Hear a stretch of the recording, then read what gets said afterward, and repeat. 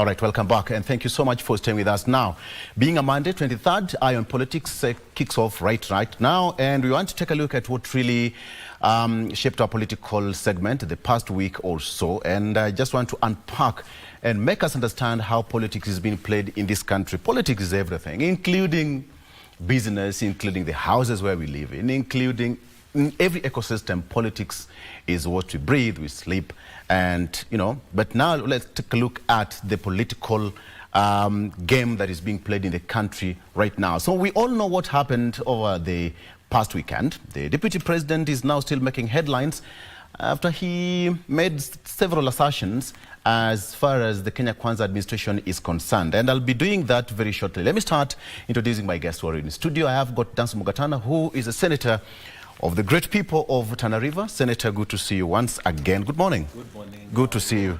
All right. And Crispus Wathimba, who is an engineer by profession. He has so many tags. Transformational leader, he's a political analyst, an engineer. Karibu sana. Good morning. Karibu sana. And Lucy More, the only lady in the middle. HSC, right? Karibu sana.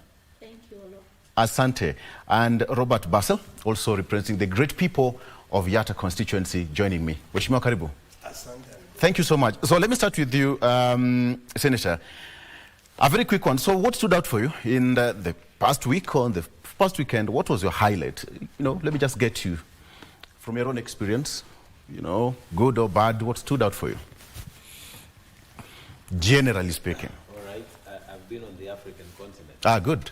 So maybe if you ask me about what stood out in Kenya. Even outside there, I know people are talking about us. You can tell us. I heard the Kenya delegation to the African Parliament. Yes. Which consists of myself, Professor Kamar, Honorable Pasaris, Honorable Mukami, and Honorable Majimbo Kalasinga. So we have these 3 sessions every year where we represent Kenya to the rest of Africa. We were elected and then we were elected again. So we were discussing about education in Africa amongst the many things and past various things. So what stood out for us is that, for me, is that the willingness of Africa to come together. Speakers of the All Parliament of Africa also joined us in the session, and the clerks of all Parliament. So there's like a new renaissance in Africa to try and make the continent work. But while we were there, I saw back home something about the removal of CDF, which to me was a very sad judgment affecting Kenyans from Tana River. For me as a senator, I fight for devolution, which means I want more devolved resources going to my county, not being taken back to the national. So anytime I hear a fund has been discontinued or whatever, it's a very sad moment, because that money, when it goes back to the national government, for us to get that money in Tana River would be a very, very long process. Right now, if people sit down and they pass a resolution to build a new classroom somewhere in my village or other villages, the Member of Parliament, once he endorses it, it will be in the program for next year. But now, if you take that money back to the ministry, you'll be told there's no money. There's no money. We'll go back to what we had some 20 years ago, classrooms which are full of mud, incomplete buildings, and infrastructure will deteriorate for sure. So I had that judgment, which I'm sad about, and I hope something will be done about it. Yeah. Or maybe if we get a chance, I can give my own thinking about it. Then we had this politics, people moving around and saying all manner of things. From where I sit, we need to sanitize our politics. We really need to sanitize. And I think I'm going to use this platform to tell Kenyans, did we do the right thing to give a governor a running mate whom he can't fire, to give a president a running mate whom he can't fire, I think we need to relook at that constitutional provision. From where I sit, if you nominate someone, you should have power to remove that nomination. Right. So it will sanitize the politics if the governor and the deputy governor know where they belong. They are not co-governors. It would sanitize the politics if the president and the deputy president know where they belong. It would sanitize the politics. They are not co-presidents. Yes. And I think from where I sit, we need to start asking ourselves, did we do the right thing in the constitutional arrangements? Because we have dealt with the sacking, the impeachment of a deputy governor in the Senate, and now we're looking like we are going to another one involving the deputy president. I'll get into that because that is forming our question, big discussion today. Let me just get your voice, Engineer. Good to see you once again. Thank you so much. What stood out for you? Well, for me, what stood out was the attack by Israel to the Hezbollah people by use of the pagers and the walkie-talkies. That is a threat to the use of technology right now, and we are discussing progressing to artificial intelligence.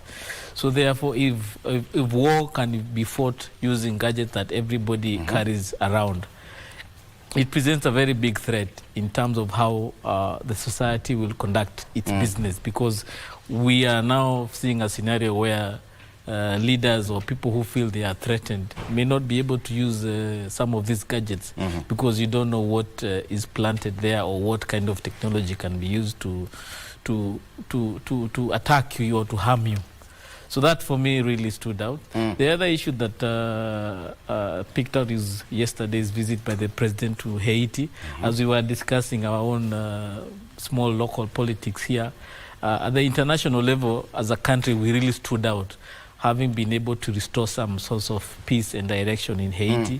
And now we are calling upon the international community to bring more resources so that we can send more Kenyans there to be able to bring peace. And that demonstrates our strength as a country. And we should not forget where our place is in the society or international forum because of the kind of local politics we are playing, which is really a betrayal to Kenyans. And I think you said today we are going to discuss betrayal, and it's important that Kenyans are able to reflect where did betrayal begin in Kenya. It's not just an issue of Gachagua and Ruto. It has been with us for many years, and probably that is what we are as a country that betrays its own. Great. Yeah. All right. Good to see you.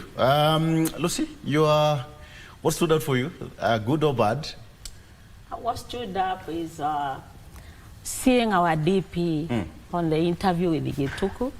Our DP crying like he's in a lot of trouble, like he's really What in did you danger. just say? You can put it in a better way. Yeah, like he was in a lot of danger. He looked threatened, and the things he was talking, it made Kenyans to keep thinking, what's going on? Because it's like they are not together, the way he portrayed it. So it was of concern to many Kenyans, including me, because those are things we didn't know. We thought they are a good team working together. The way the president had promised earlier on that he would never do whatever Gachagua was portraying, that he would never do anything that would threat his deputy if they won. And they did. So that was something strange. And also the breakup of Mount Kenya, having the Kindiki story and the Gachagua group, and having all the MPs coming to back Gachagua from Mount Kenya, not all, like 48 of them, and also seeing the Njuri backing Kindiki for I don't know what kind of leadership, leading two leaders, kingpins, East and West, which is not even new. Things about East and West have been there since time immemorial, so I don't see anything new. And I don't even know where the kingmanship comes in the Constitution, because if it's the DP is there as a leader, he is there as a DP for Kenya, not for Murima. And if Kindiki is there as a professor, he's actually a CS. I don't think he's supposed even to be politicking now. So all those things stood out. Then yesterday, they crowned it all by going to church. We already had the Gen Z said that politics should not be happening in churches, and we saw a lot of it happen. It was real campaign coming to Githurai, all this. Then Kenyans were like shocked. Is it already campaign time? Just a year or 2 years after? Instead of us, you know, the expectations of Kenyans right now, it is development. Yes. And we also want peace. Kenyans are tired. They want to see people working, not campaigning on the streets. We don't want to be told what we were told in 2022 and 2021. We want to be seeing people now going on, launching projects, and actually showing at what they are doing. The talks we want on the TVs to see, to hear them saying what they have done. What projects have they completed? The other one is the judgment on the CDF. I think the judgment was good, according to me, because the CDF doesn't seem like it is doing anything special. We have a lot of kids right now, university students, who cannot even go anywhere. I saw several of them on the TV yesterday. Yeah. All these monies are there, and they are like so much personal. They are given to people who are known to who is what. Okay. Me, I would be of the opinion that this money is to be put together instead of having money for governor, money for women rep, money for what. Then it can be education fund. Very good. I don't think Robert Basil is happy about that, NGCD. That proposal does not sink in to the Senator and Robert. Mheshimiwa, your take. What stood out while you were away out there?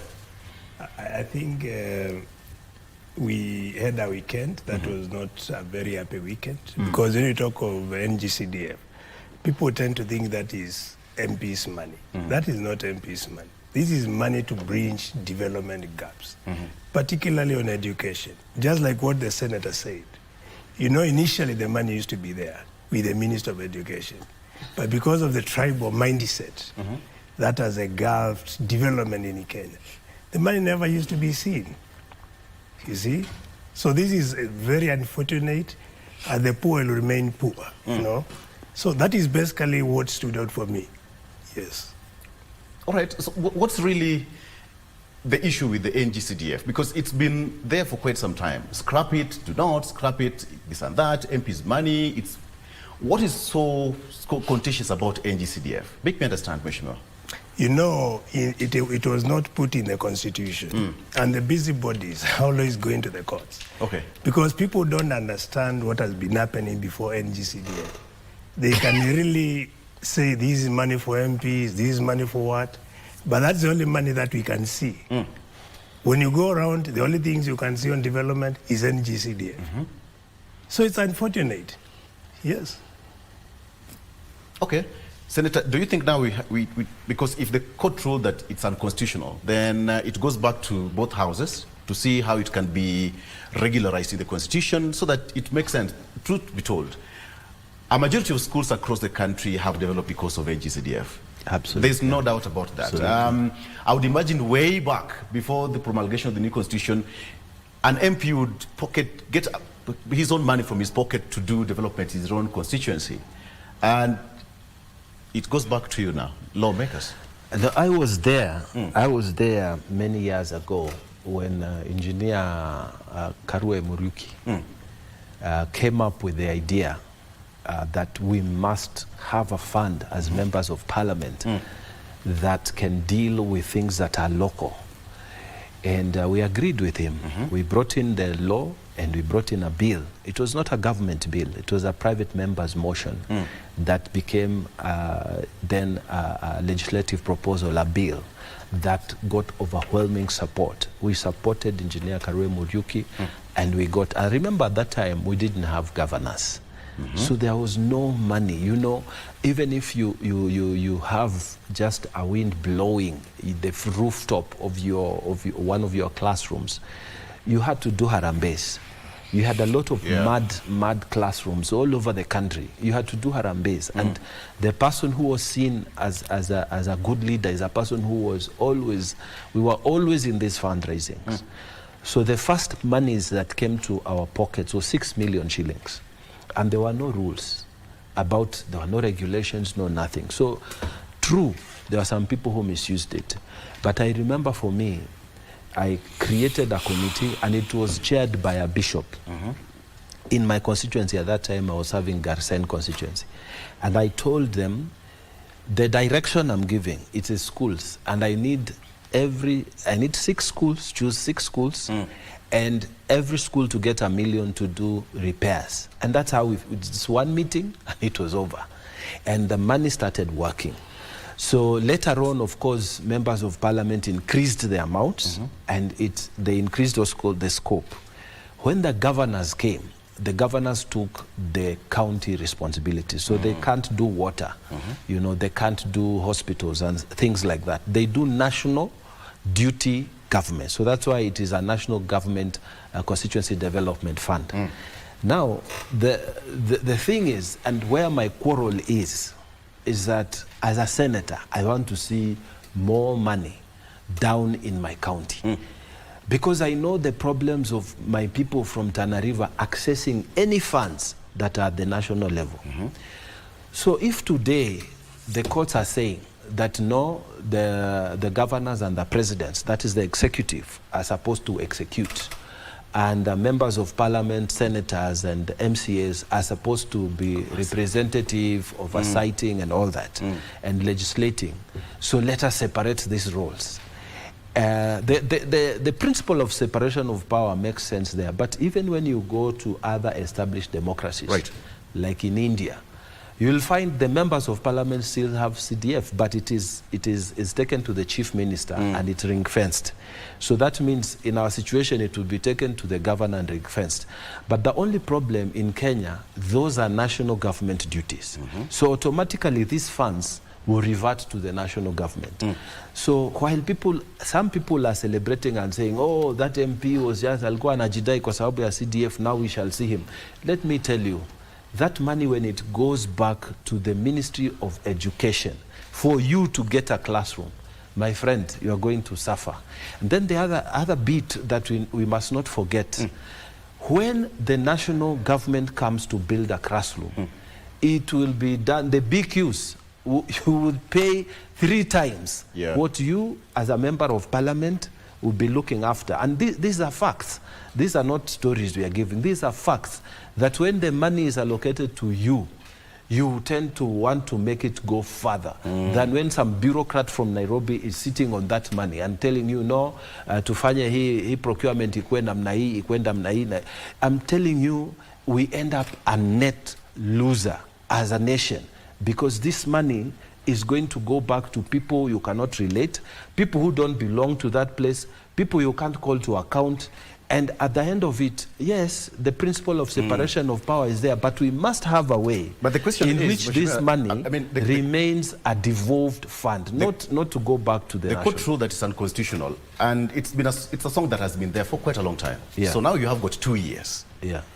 Perhaps somebody would say that the court was good enough, quote unquote, to give you, the legislators, enough window to make all the legislative proposals so that you can regularize this one in the Constitution. Don't you think it's now high time?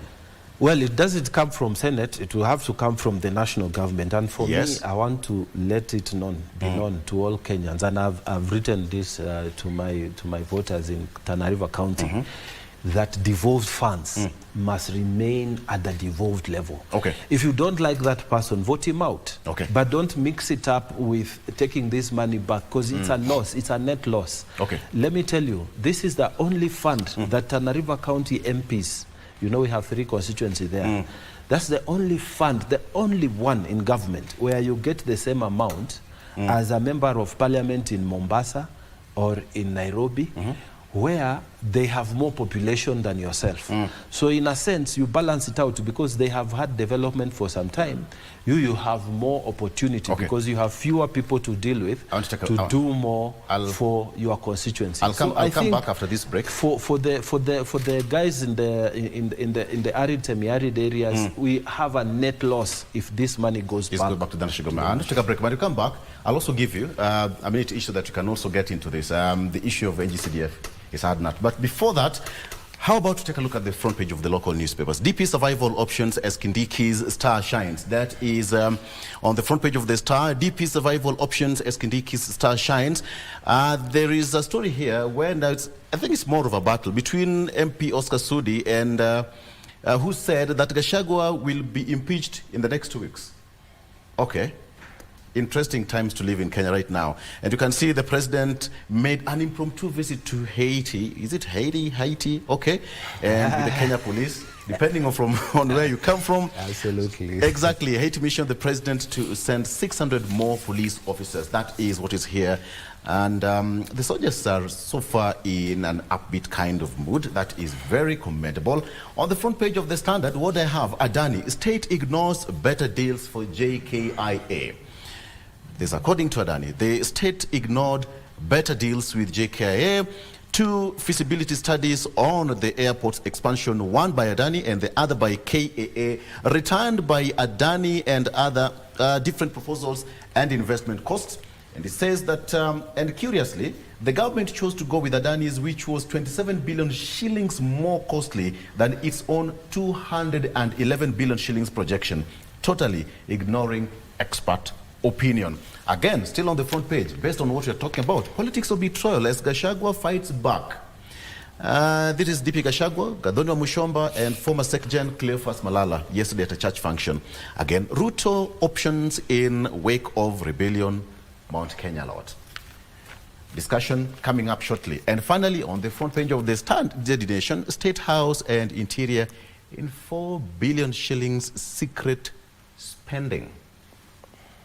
Okay.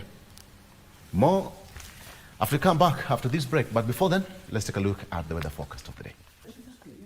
How many of us because you see All right. Welcome back. Welcome back. All right. Let me tell Mheshimiwa Robert, perhaps let me just make me understand. Are you responsible for NGCDF? We are only patrons. You know, when patrons. there is a committee for CDF, okay, this is a committee that prepares project proposals. Okay, the proposals goes to the CDF board in Nairobi. The CDF board are the one who look at your proposal and they try to analyze and see if it makes sense. If it makes sense, that's the only time they release the money.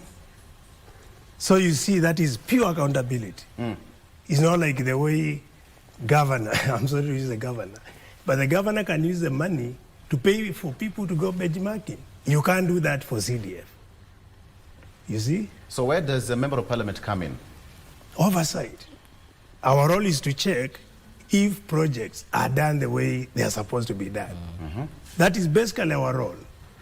Yes. So you have no direct influence? No. They have. Okay. Political influence. This is interesting. No, but when you see when people say we have direct influence. For example, if you go to a school, they'll tell you we want a GSS classroom. Then you ask the CDF committee at the constituency level, have you picked this particular need request coming from the schools? Right. When they tell you they have picked, then now you also ask the fund manager, have you incorporated the needs when you are proposing or when you are coming up with project proposal? Remember, there is a fund manager. The fund manager is the one who works very closely with the CDF committee to be able to formulate the different proposals. And then these proposals go to an independent board. For your information, sometimes you find you have to convince the boards actually to approve your proposals. Because if they don't do so, then the money will never be remitted or disbursed from the kitty, because the money is under the custody of the NGCDF board that is independent from different ministries coming who form this board. And these people sit in Nairobi. So when the CDF committee prepares a proposal together with the fund manager, you as a member of parliament, you also check off the proposals and if they really reflect the issues that the community and the schools for that matter have raised. If any of these project proposals doesn't meet or doesn't merit what the CDF board are looking for in line with the Act of 2015, at that particular point, they may reject. For example, I'll give you an example of my project that myself I proposed to the CDF committee, where we were getting water to schools, you know, using a new technology. We call it infiltration well technology, where we are getting water from a dry riverbed through infiltration technology and using solar pump to get the water from the dry riverbed to the school. The CDF committee in Nairobi rejected my proposal, you know. So I had to go and, together with the CDF committee, explain to them how sustainable this particular technology is, because it doesn't incur recurrent expenditures. Because you are getting water from dry riverbed and pumping the water to school, so that at least you can be able to support water-driven infrastructure within the school. I had to take the entire board from Nairobi to go and see what we are intending to do and how this technology works. Okay. You know? So, Mheshimiwa, so a member of parliament does not determine which school gets what share? Not necessarily. Okay. The only thing you do, you as a patron to the kitty, when the CDF committee picks different projects, you also have to make sure there is equity. Because remember, if you have, like in my case, I have 5 wards, I have about 200 schools. So each school deserves to get a portion. But of course, within the first year, not all schools can get everything, because it depends on how much money, the budget ceiling. So, but you ensure there is that level of equity. But as I said, I would tell you 90% of this money goes development and then bursary. Bursary takes about 30 to 35% of the money. Okay. The remaining money, about 60% goes to development, and then 10% goes for administration. Administration, we are making reference to, you know, servicing, CDF vehicle, paying salary for people who work under the fund manager, and also meeting other, you know, the few logistical, purchasing, stationaries, etc. Now, if you say that you do away with the CDF kitty, it means we are going to go back to Arambis. Remember, before CDF, all schools were at a very deplorable state. Okay. Many students, particularly the poor, you could meet them on the roads, going to being sent home to go and pick money from their parents. Right. So we are going to go back to such life again. If you look before CDF, the money used to be the Ministry of Education. Even today, there is money that goes to Ministry of Education for infrastructure. Tell me which constituency you'll attest and say this is money from Ministry of Education. Actually, as we speak today, most of the stalled projects of education in terms of classrooms, etc., they are for money funded by Ministry of Education through World Bank. All right. World Bank gives them some now money. that you've started this discussion, let me get from Lucy as well. At least I can also get her opinion in as far as, but the two gentlemen have given me a breakdown. I started with them because they're directly legislators, they're responsible for that. But let me get your opinion as well.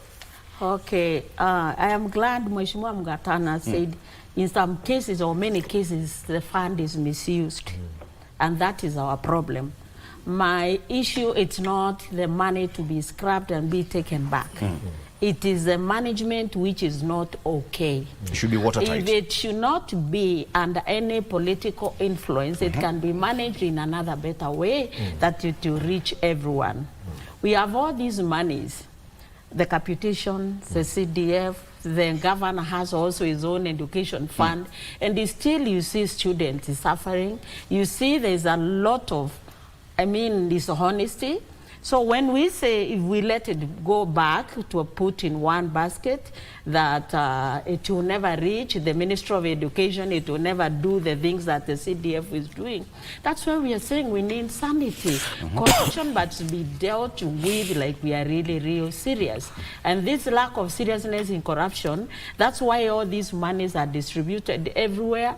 And at the end of the day, it's like when you're giving a responsibility, we usually say one parent, a mother or a father of 8 children can take care of all of them, but 8 children might never take care of one mother or one father. It's because now when these monies are everywhere, there's a capitation, there's a CDF, there's a government. What we are suggesting is not that money to be done away. It is good, but we put all these monies together. we can have a management for that will take care of the schools, that will make sure that the students get money equally, or not necessarily equally, but at least fairly. There are some cases where you find even this, the MP's wife is the one who is deciding, and we have these evidences, who gets the CDF bursaries. And the bursaries are not seriously distributed the right way. It must be the people who supported you. Even the committee Mheshimiwa is talking about is influenced by the Member of Parliament. It must be the people who supported him. Those are the people who become the committees. So what do you expect from these people? I don't know whether that is the case with you, Mheshimiwa. We say, let me finish. No, it is not even attacking anyone, but we say it is misused, and in most cases it is. Mheshimiwa could be doing a good job. She needs to unpack and say. Mheshimiwa is doing a good job. It's okay. We understand these things. We are also in those constituencies, and I wouldn't want this money to go. My county is also as bad as Rana River. I come from Isiolo County. We need these monies, but it's very unfortunate that despite the population being very little in those places, and the money is equally distributed to OMPs, you find that these people are still suffering. You know, you go to a constituency like Isiolo South, the population is very little. The money is there, and you still see students loitering, asking for money, going around actually fundraising, opening groups for them to go to school. Last night we saw someone on the TV from Marsabit, and these monies are still there. KCP, yes, someone who is a very bright student with the A. So then unashindwa hii pesa ni ya kusaidia nani? Who is it going to help? So we are saying what we are saying is, and what I'm agreeing with the judgment is, the management of the monies should be looked into as we sanitize our education system. Even the judge did not say that scrap it off. Yes. It's all about the management. Exactly, it's management. So we did but you see, there are two issues she mixed. Yeah. She talked of capitation money. She talks of the CDF money. These are totally different monies which do different things. She needs to know capitation money goes to schools, and it is the headmaster and the school BOM who decides on how to use the capitation. Rarely do they use the capitation to do any infrastructure. They use the capitation to pay watchmen who is in the school.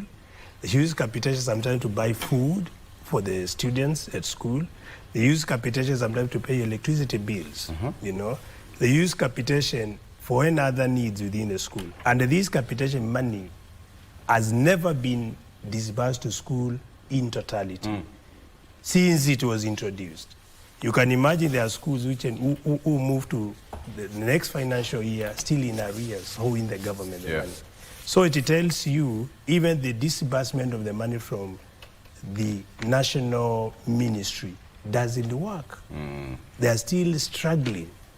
And that if a school, for example, fails to get all its capitation money, what does it do? It results with sending students home to go and get money from parents to come and supplement what they did not receive from national government. Okay. Still, it's management. Still management. Because all these monies are so many Let me give Crispus 1 minute. I want us to go to the next topic. I think the other issue we are failing to address is the issue of the quality of legislation that is going through our houses. Why are we having so many of the laws that are coming out from Parliament or Senate being challenged successfully in the judiciary? So it tells us we have a problem we need to address. Where are we providing quality legislation that can be able to be tight enough to be able to secure the governance of some of these funds? Our business as electorate, we don't go to vote leaders to become CEOs of funds. It's not their business to have a fund to be able to govern us. If we want a CEO, we can hire one. We elect leaders so that they can go and oversee the governance of our country and build good laws that are be able to be progressive and sustainable in how we run the affairs of our country. Unfortunately today, Kenyans have become captive to the idea that a leader is elected to manage a fund. And even if you want to convince people that MPs and MCAs and governors are away or have no influence over these funds, it is not very easy to make any Kenyan believe. So we must be able to remove the captivity that Kenyans have been held to believe that funds are the business of elected leaders, and make sure those funds are secure and managed by proper governance structure. Without all that, we'll be in this discussion over and over and over again. And it's not our business to elect CEOs. CEOs are people you can hire. They must be qualified, and they will run those funds in the proper way. But leaders are supposed to oversee, make laws, and represent our interests. Great. Okay.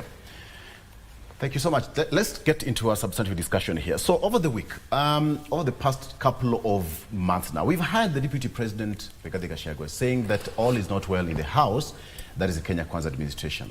And over the past few days, we saw the Deputy President also going live on air, saying that the House is not in order, calling on the President to put his own in order. So the question is, do we have politics or betrayal, or do we have both?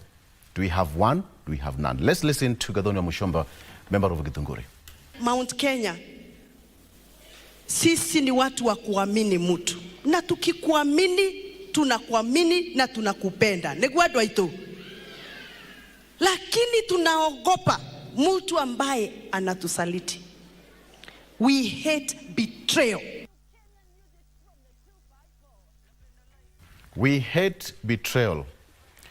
Senator, go ahead. It's the name of the game for you people. No, I think,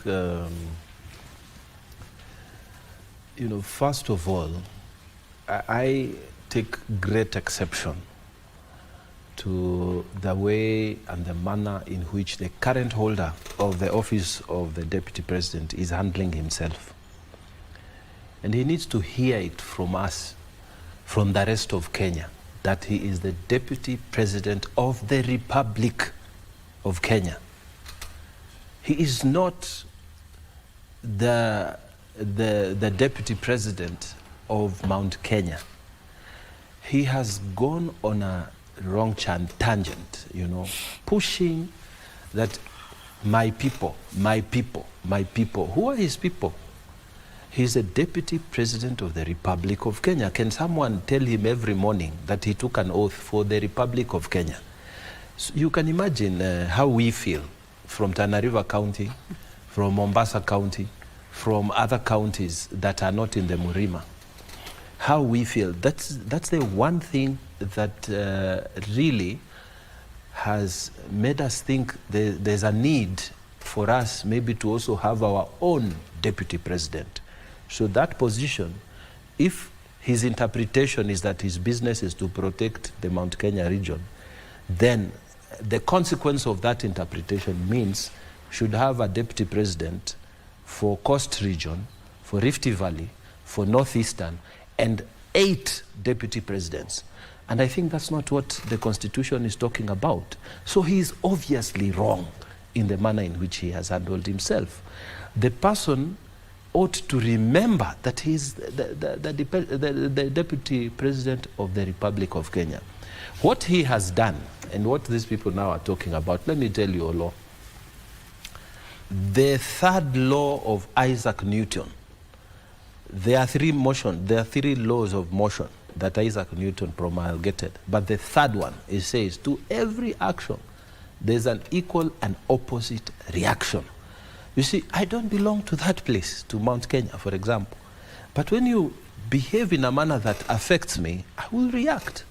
Because I expect you to equally, the time you are spending in Mount Kenya, you should spend it in the rest of the other regions of the Republic of Kenya. I think how we have interpreted this, how the current holder has handled that office, is really reducing the respect and the honor and the dignity of that office. Do you think now, even if you are the current president, the holder of that office, would you willingly relieve, let's say you are going away for official function, will you leave the reins to a person who says he only represents one region? Would you leave the reins of power for Kenya to be run by one person who says, I represent only one region? You might as well leave it to a governor then, you see? this is wrong. What is going on is wrong. And then assuming that the rest of the cabinet secretaries now, they copy what the other fellow is doing. They say, okay, me, I'm a cabinet secretary appointed from Tana River. So my basic responsibility is to fight for the people of Tana River, to protect the people of Tana River. I spend 50% of my time only circulating around the constituencies in Tana River because I come from Tana River. Am I doing the right thing? Am I executing my oath properly? So let them remember that there is the Newton's law of motions, and the third one says, to every action, there is an opposite and equal reaction. What is going on is just a reaction, and they are feeling the heat because we are not going to keep quiet. I'm telling you, we are not going to keep quiet. I think the behavior of the current order of the office must be brought to order. And me, I'm not talking about the current one, just the deputy president. I'm also addressing, as a senator now, all deputy governors of the Republic of Kenya. Please remember, we did not elect you, okay? We elected the governor. We elected the president. We did not elect you. And even if you believe that as a deputy governor, you are a co-governor, or as a deputy president, you are a co-president, we didn't elect you. Okay. So please let us behave in a manner that will keep the counties in order and the country in order. Thank you. Let us have a proper governance system. Okay. And let me finish that point by saying this. Again, I think Kenyans didn't mean in that constitution that a governor should always be worried about his deputy governor. That power to nominate you to run for, as my deputy should remain with me, so that if I don't like your performance, I should be able to remove you. If we amend the laws to provide the governors and the president with the power to fire their assistant, the chief assistant, I think everybody will know his place. We won't have this noise we're having. And I'm happy that we are in the 14th year of the new constitution, and perhaps there are some of the things that we need to fix in that constitution. We are learning in the process, but engineer, look at it this way. It is not something new to us. It happened in the last regime, but the deputy president, Rigathi Gachagua, is now saying that he didn't imagine it would come that fast after 1 year in office. Well, the other question we need to ask ourselves is that when the president went to the mountain to seek for support, as far back as 2018, 2019, I don't think he went to that region with Gachagua. He went there as his own man, negotiated his way through every household within that region, and was able to seize the minds and hearts of many of those people from that region. And at the point where he nominated Deputy President Gachagua, he had other options that he could have equally selected and still won the votes he got from that region. So therefore the question is it Gachagua who has been betrayed, or is it the region that has been betrayed? So we need to separate the two. There is the region itself that made a decision to vote for this person as the president with Gachagua as the deputy, or is it Gachagua who has been betrayed? So if we can be able to separate that issue, we can be able to now move forward to the next issue. When William Ruto negotiated with that region for support, what did he promise them beyond nominating Gachagua?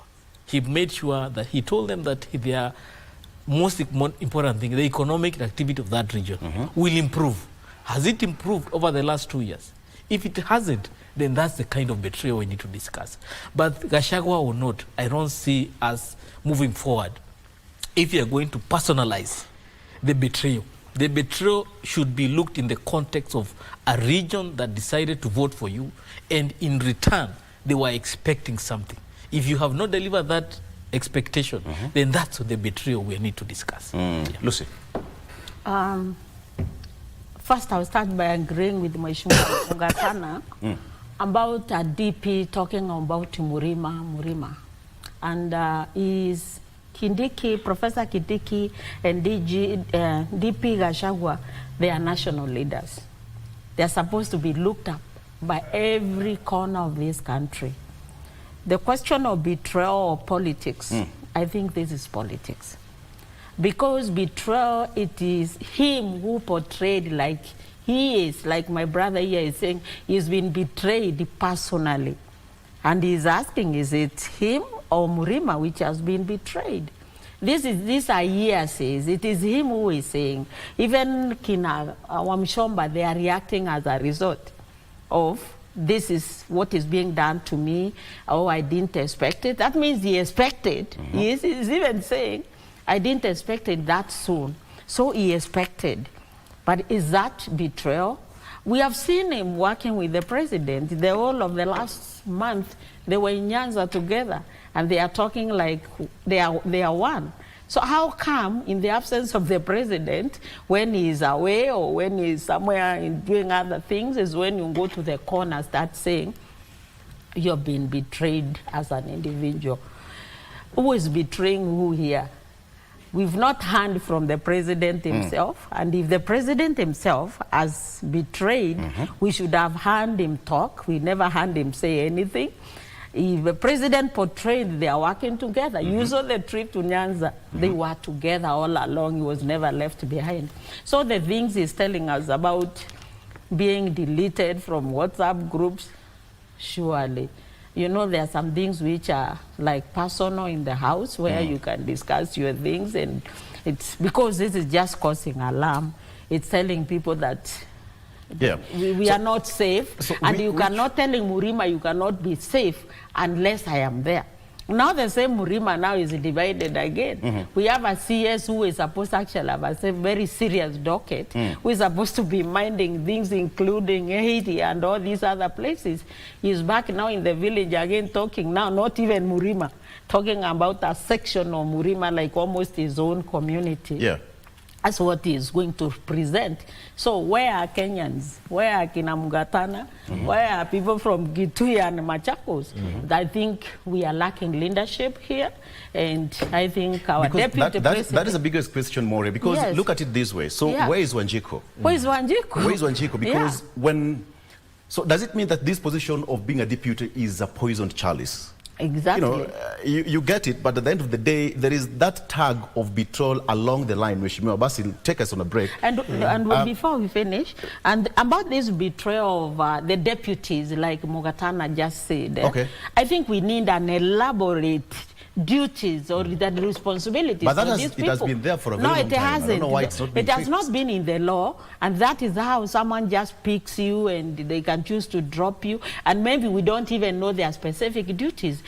We need to have deputies, deputy governors, DPs who know exactly you've gone together as a team, but what are your responsibilities? What are the Kenyans going to hold you accountable for? Right now, the deputies, we don't even know what to hold them accountable for. They just like, we don't know, you know, if it is somebody's wife or husband, they can be working together to meetings and out. What is your responsibility? You are eating the monies, you are getting paid by taxpayers' money. What is your work? So we need to know that. That's a responsibility, again, of our legislators. Why are they not coming us with laws like this to have clear responsibilities and duties of these people? I think that way we will stop this business of being betrayed. You go do your work. Mheshimiwa Robert, she's taken your time. Let's take a break. Sorry, let's take a break. All for the good in reasons. I agree, all for the good reasons. Can we take a break, then come back? I'll start with you, kindly. All right. We'll be right back with more. Stay with us.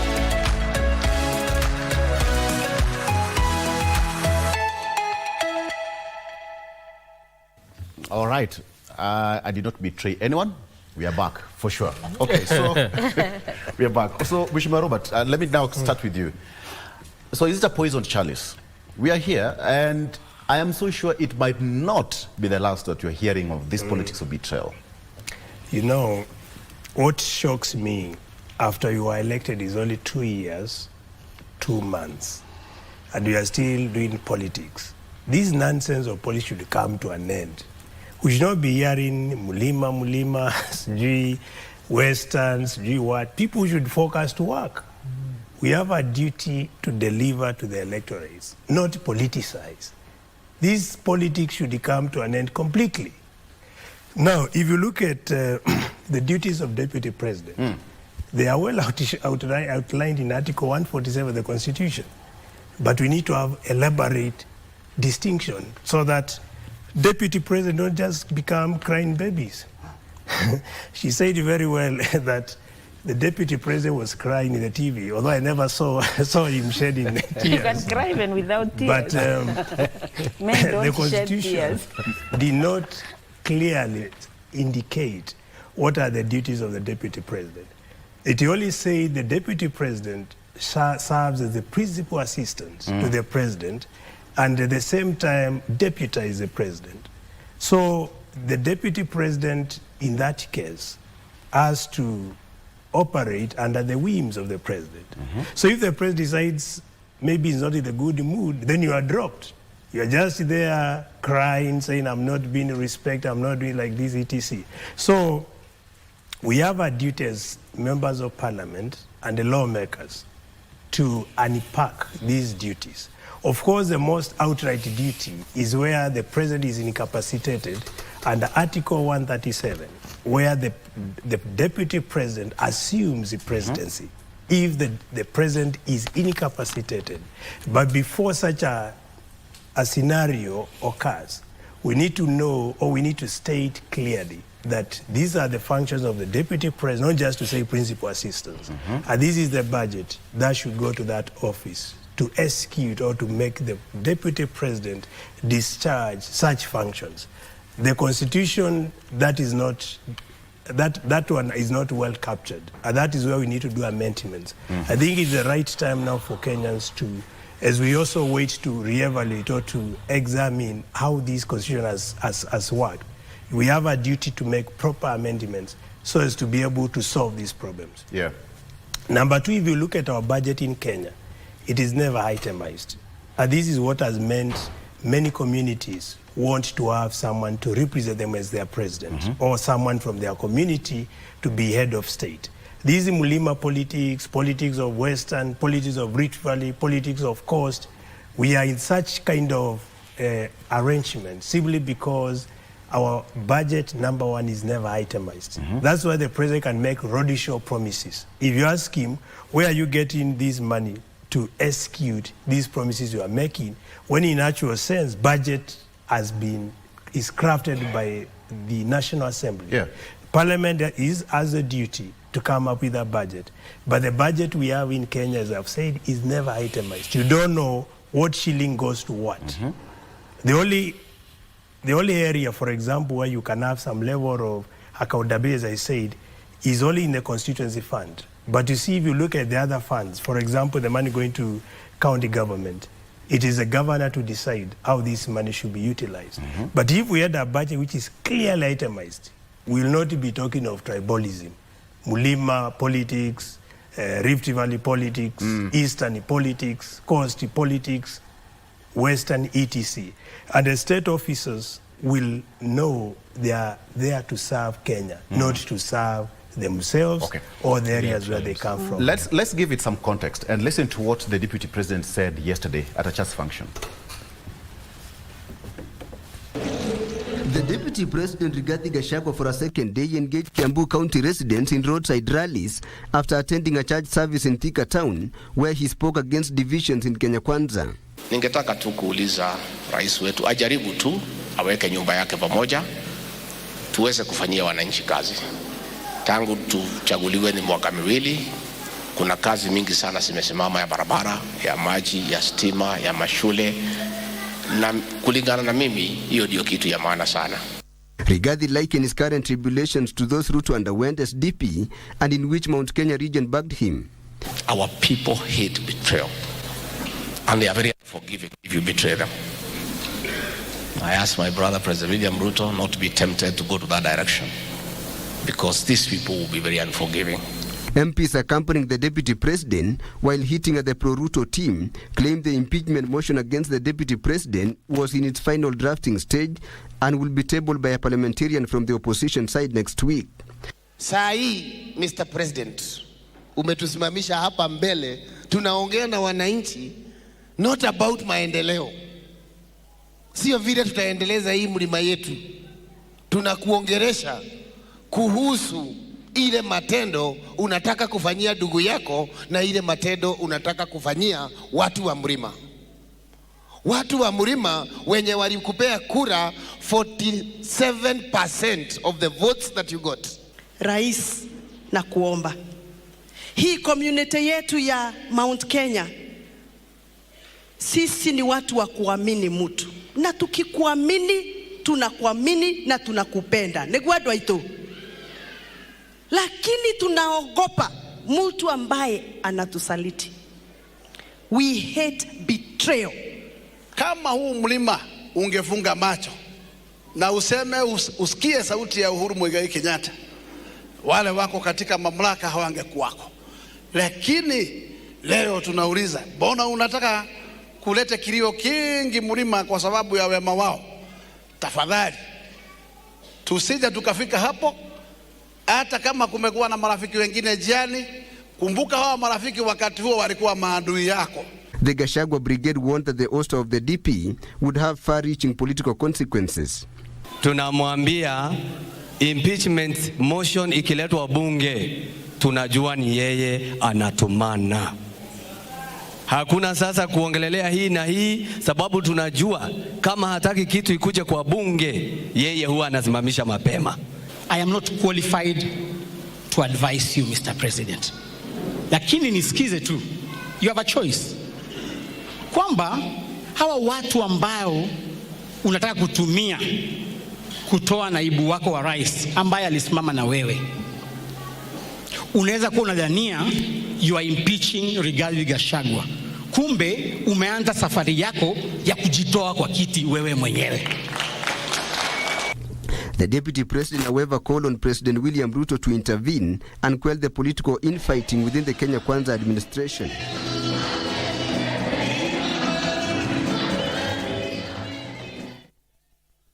You've all heard that. I had to play the entire clip. Lucy, what do you make of that? I've heard Mlima na watu wa Mount Kenya in almost all the leaders who spoke. The message was tailor-made to the president. What do you make of that? I have detected a lot of selfishness, and the mistakes could be there, but it's not good to talk about, because this is a national leader. And but that's a trend in our country. It's my people, our people. I think it's a high time Kenyans started talking about Kenya. If there's a problem between the DP and the president, we should be talking about the deputy. We should see people from all over Kenya saying, no, our deputy president, because it's a pair, it is not okay. So still, the question of betrayal, it is politics. And it is too early. What Kenyans are after right now, it is how their kids are going to school. We have a lot of university students. We have laws also which are having a lot of problems with students who cannot afford from poor families despite the CDF money. So Kenyans want to hear that. We want to hear about Adani leaving our airport. Those are the things Kenyans want to hear. We want to hear teams, the way they are very active talking about an individual, they should be talking about the issues we are having in the country right now. Okay. So currently we just need to see people working for Kenyans. Right. You know what, engineer? The issue of betrayal, she's talked about the issue of betrayal is just politics. So she's made politics and betrayal, as one. That is politics. Yeah. But look at it this way. We are looking at a deputy president who is retreating back to his home turf to speak about betrayal na watu wa Mlima. What is this so special thing about watu wa Mlima, if not about the numbers when it comes to election and as a voting bloc? Gachagua is speaking as a politician, and the only thing that he has on the table is to present himself as a person who commands certain numbers, and those numbers should be able to cover certain interest when it comes to the discussing the menu at the table. And that is the only thing that for him he feels is able to negotiate with when it comes to his discussions with the president in terms of my share of government, my share of economic interests for my people and all that. And that is why you can always hear him retrieving back to the mountain. And I said, before he was nominated as a deputy president candidate, he was just an MP aspirant. And there were many other options. Kindiki was an option, Ndindi Nyoro was an option, and I'm very sure even if Ndindi Nyoro was nominated as a deputy president then, it would not have stopped that region giving William Ruto the 47% vote that they are talking about. So therefore, we need to divorce the issues of Gachagua being betrayed as a person with the responsibility of William Ruto's administration towards developing or moving forward the conversation of economic prosperity that they sold to the whole country, including Mount Kenya. And we need to go back to 2003, 2004, when Kibaki was accused of betraying Raila Amolo Odinga. Did it stop Kibaki on delivering his promise for economic prosperity for the whole country because he was accused of betraying the MOU of 2003, 2004? Did it stop Kibaki from delivering his promise even 2007, 2008 when there were challenges with the Grand Coalition government? We need to be able to divorce politics and developing our country as leaders. The leadership we have today is getting so crowded with politics that we forget that we have a responsibility to deliver on a promise. They came up with an agenda called Better, which is 2 years down the line, with 2 finance bills shot down, not able to deliver anything. We have only 3 years to go. What are they going to do with those 3 years other than this bickering and politics that we are seeing here? It is not about the Mount Kenya. It's about the whole country. When Mount Kenya benefits, Tana River benefits. When Tana River benefits, Mount Kenya benefits. So all of us need to be able to enjoy this cake. And nobody is preparing this cake for us. We are just hearing noise. With all this, do you think the deputy president is hitting the bullseye? The deputy president is trying to secure his position. Okay. So that he can be able to negotiate with it. Okay. But I can tell you, for a long time, he did not have those 47% votes that he's delivering. It was a process that was negotiated for by William Ruto himself. Yes. By his own self. He went around the region and talked to people. And then he said, can I work with Gachagua? But it's not Gachagua who went to look for those votes for William Ruto. So, Senator, it means that before a presidential candidate picks his running mate, it seems that there's a lot of promises. They say that still waters run so deep that some of these things come to light later on in the day. You know, Victor, I will do this, Victor, I will do that for you. Just come and give me the numbers and what have you. But then, along the way, it's about keeping your promises. That's exactly what he said, Mr. President, keep your promises. Keep your promises, this is what he said. Perhaps, are these personal promises that the president made to him? Or were these promises that were made to the Mount Kenya? Or what were some of these promises? My question is, does it mean that still waters run so deep? Of course, still waters run deep because there may be a lot of things that were discussed that we are not privy to. But what is disappointing to me and to Kenyans and to me as a person who is not coming from the mountain is the way this man has conducted himself. Even in that clip you've just shown, my people, who are your people? Who are your people? Selfishness. It's the arrogance and that tribal, you know, it's like something deep inside that man. So, you are not the deputy president. You are the patron of a region. And that's what is the question that us Kenyans should ask. Should we continue having a person who has dedicated himself to fighting for a region to still continue being a deputy president? That's the question that we must address ourselves. And then the second thing I want to ask is that, and I want to appeal to the holder of that office, current holder of that office. You are shooting way above your grade, my friend. You are shooting way above your grade. You are not Kalonzo Musyoka. Kalonzo Musyoka and Raila Odinga, when they ran that election, Kalonzo delivered. Yes. Okay, and everybody knew Raila didn't get those votes from Kalonzo's backyard. It is Kalonzo who put those votes on the table. Okay, So whatever arrangements that they had, when they had that pairing at that time, not even this election, at that time, it was everyone knew it was a 50-50 government that was going to come if they succeeded. Okay? And I want to say the same thing. When Raila Odinga was running on the side of Mwai Kibaki, there, now let's talk politics. Raila brought a constituency on the table. Raila brought a constituency on the table. And at that time, there was a Pentagon. William Ruto brought a constituency on the table. So, let's come now to the politics of last general election. Raila was running. His running mate was who? Martha Karua. Yeah. Can you, assuming they won the election, can you say that Martha Karua would say she's being betrayed because she didn't get this and that and the other? You know, why? Because Raila went looking for these votes himself. And it's the same arrangement. Can you, honestly speaking, can you say that Rigathi Gachagua brought things to the table? Let's just be very honest. The guy is shooting above his grade. He has created a certain image about himself and he believes that is the truth. It is not. Somebody needs to tell the king that you are naked, you don't have clothes. And I hope those guys who are working with him are telling him the truth.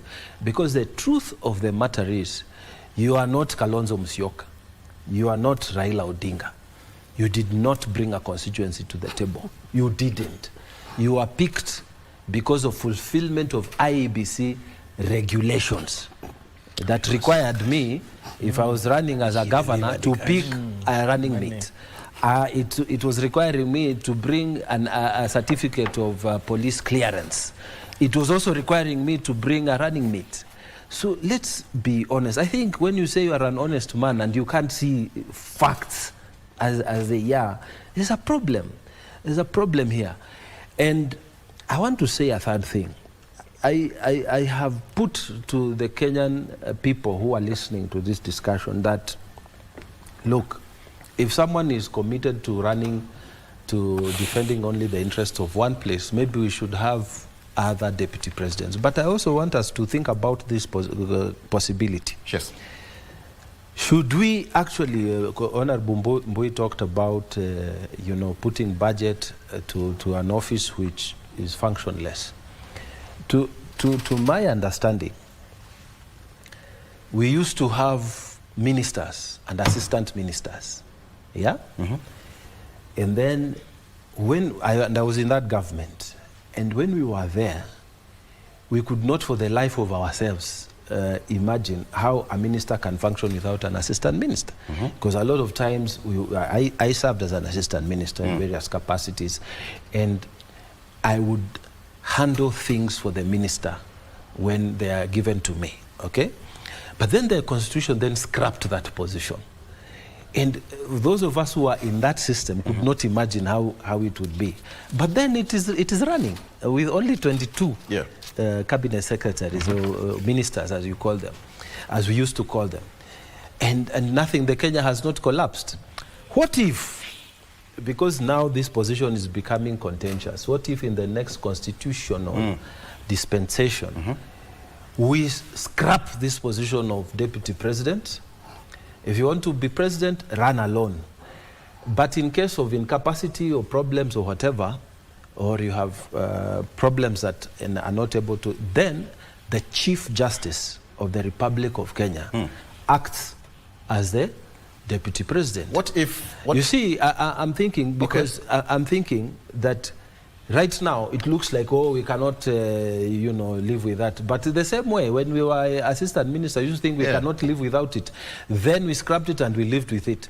Now, if the holder of the office of the deputy president, that position is scrapped, and we say the Chief Justice of the Republic of Kenya should come and sit in that position should incapacity or any reason the president, the holder of the office, is not able to function. Then, right now we think it's not possible, but we will live with it, we will accept it, and that will work. Because the problem is, this person sits there and starts imagining, I'm a co-president, and I have ambition to be a president. That is why I asked Mheshimiwa, could it be because during that point of negotiation, we also what happened, in Karen at that point, that evening, when, there was a lot of deliberation and all that, and, Kithure Kindiki was there, and all right. And then we had a proposal was put there, and the media was invited, and the person who was picked was Deputy President Rigathi Gachagua. So can we put it this way, Mheshimiwa Basil? You talked of Article 147 and 134. It's quite open. Yes. And perhaps let's just be fair to, again, to the Deputy President. Perhaps you can say that he's raising some point that, guys, you need to fix Article 147 and 134. And this is also affecting even the deputy governors. That if these two articles are properly fixed, then we'll not have this issue of, the deputy or running mates having problems. You're under the whim of your boss, that if you don't give me a function or I don't have a budget, then I'm here for you. Article 147 and 134. And the 134. Right. I think that is very correct, because you see currently the deputy president as well as the deputy governors, they're acting as bootlickers. If you don't please your boss, then you are dropped. And that is why you hear, I'm being betrayed, I don't have an office, I only sit and I'm given a gazette, This kind of outcry coming from the number twos can only be solved if we have a clear role of the deputies in terms of what they're supposed to do. And also we need to also unpack and come up with a clear requirement for you to be a deputy governor. Because certain utterances coming from deputy governor should not be tolerated. For example, when you talk of my people, my community, those are tribal remarks which should not come from the president, which should not come from the deputy president, which should not come even when you go to county government. As a deputy governor, you should not be saying my constituency. You should be talking of my county, because you are in the county. Yeah. So as to be able to get above tribal politics. As I've said in my opening remarks, we are 2 years, 2 months since we were elected. The main story today should be about development. What are we doing to better lives of electorates? That should be the central discussion, not talking about my community, Murima politics.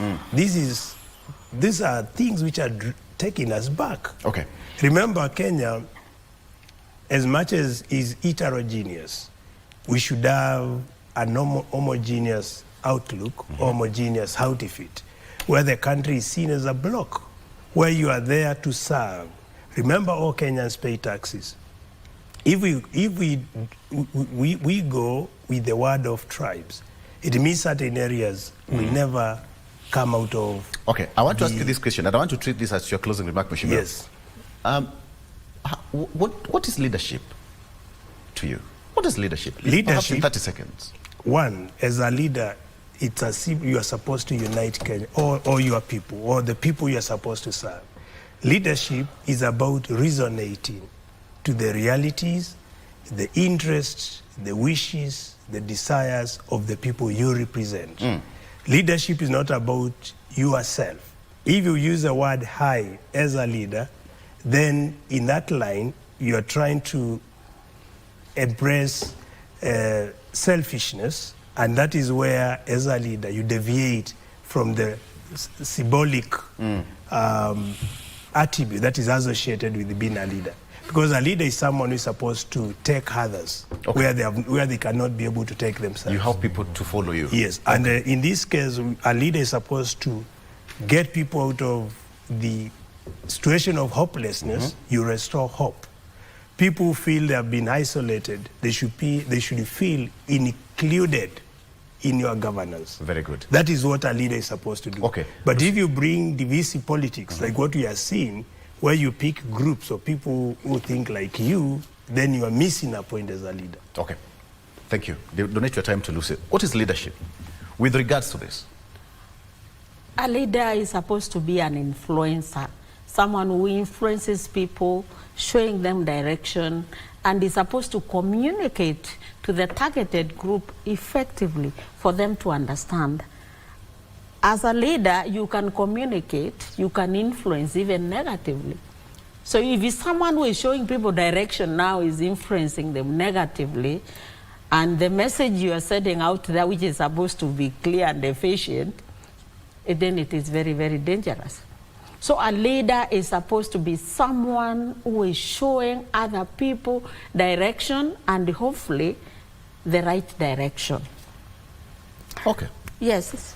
The other day, what Moeshi is talking about, this selfishness of talking about my small portion, my area. Even an MP is not supposed to be talking about my constituency. Of course, if you're in Kitui or Machakos, as an MP, you don't talk about you don't talk about your ward. Because you represent I really admire Mtata. The other day was on Spice FM, and he was introduced as the senator from Busia. Then he said, I'm a Kenyan senator who is voted by the people of Busia. You see, now that's someone who is Kenyan. Yeah. Yeah, he can represent any Kenyan as a senator. If Mgatana is in that Senate, I expect him also to say when things are wrong for the people of Isiolo, my county, because you are elected by Kenyans. So what I would say, maybe if it is our parting shot, is it? Yeah. Time. It is too early for Kenyans to experience this kind of confusion and unhealthy politics. Thank you. We do have things that needs to be taken care of. We've seen police brutality. No one is addressing that. We have seen students who have not even been able to go to school because of that law of, so I don't know what percentage should be given to who. And the poor students, actually a lot of them, they are in and out media houses and online every day. Oh, thank you. So let me finish. So let me finish. We are running out of time. So what I would say, we need people to work, and we're asking our legislators to make it clear if it's changing or involving people to participate on the role of all deputies, including whatever it is, even if it means let them also campaign. We can have vice chairpersons, vice deputies also campaigning. Engineer, she's taken your time, I'm afraid. In 30 seconds, what is leadership to you? Kindly, as your parting shot. For me, a leader Let's drive it home. A leader should be a person with a vision and should be able to rally those who he leads towards that vision, and is supposed to have certain abilities that are able to help him deliver that vision. So for regard, did he have a vision when he became a deputy president? Did he rally his people towards that vision? Does he have the abilities to deliver that vision? So if his vision was Mount Kenya, not Kenya, then he was not qualified to be the deputy president. Did he have the abilities to know that in a public, when you speak to the nation, you're not speaking as a Kikuyu leader, but you are speaking as a deputy president of Kenya. And therefore you must be able to conduct yourself as a leader of a national standing, not as a tribal standing. So we need to ask ourselves, when you are running as a president, the person you nominate, does he meet the qualifications of being a leader if you're not there? National leader. Thank you so much. Because if you remove William Ruto today and you leave Gachagua as the president, does he qualify to be a Kenya leader or a Mount Kenya leader? Thank you. Senator Mtoli, you're overrunning, kindly. Okay. Also your parting shot. Who is a leader? My parting shot is, a leader is a person who defines and takes us to a place where we can all believe that where he's taking us is a vision person, a person who is taking us to a place we don't know, but we can see he paints it so clearly that we are able to believe where he's taking us is a correct place. That's what a leader. Thank you so much. Let me crown it all by the law of influence. And it says, and it's also in line with what you're saying, that the true measure of leadership is influence. Nothing more, nothing less. True leadership cannot be awarded, appointed, or assigned. It comes only from influence, and that cannot be mandated. It must be earned. So leadership is earned. Gentlemen and lady, thank you so much for joining me on the show. And you as a viewer, thank you so much for your valid company. Robert Basil, asante sana. Watu Ayata, he's a good man. You. I repeat that, he's a good man. Lucy Moria, thank you so much for coming to the show, as well as Engineer Crispus Thimba joining me on the show as well. Mulamamba, thank you so much. You remember that name? Senator Mungatana of Tana River County. Thank you so much for joining me on the show. Let's wind up